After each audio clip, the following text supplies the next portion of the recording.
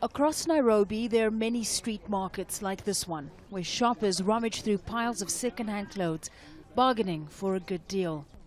Here at Toy Market, FELISTA and NTHENYA has been selling used clothes for 2 months, with prices ranging from as little as under $1 to about $5 an item. She says business is good. Yeah, we are fond of those second-hand clothes. We are fond of second-hand clothes. New clothes today are sometimes made from cheap material, but we rely on second-hand clothes because we know it's affordable and the quality is good.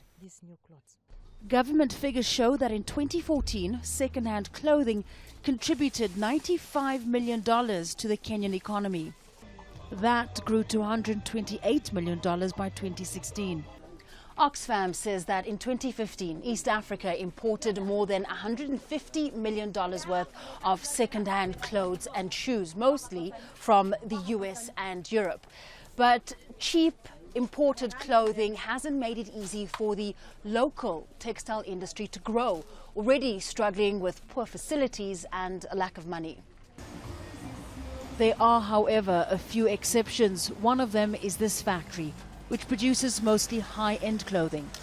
Owner Jaswinder Bedi says this is necessary to ensure his business survives in a market where used clothes are so cheap. So we would largely do business where it will be less, it'll have less impact of second-hand clothes. For example, the business that we would go into in the region would be corporate wear, uniforms. You can't expect a police uniform to be second-hand. It has to be brand new. So we found our own pockets. Local industry leaders say while curbing the second-hand clothing market could help the domestic industry grow, the local textile industry has too few skilled workers, and it's also impacted by illegal imports from Asia and the Middle East.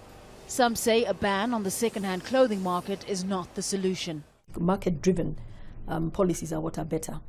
What would really make a difference for the textile industry is if we actually drove competitiveness. Competitiveness in this area. Look at if you look at India, if you look at China, you look at Vietnam, Bangladesh, their textile markets are huge. Those like FELISTA, who make a living from selling used clothes, say any sort of ban would mean thousands of people would lose their jobs, while others argue that as Africa's spending power increases, the lure of second-hand clothes will likely decline. Fahmida, Al Jazeera, Nairobi.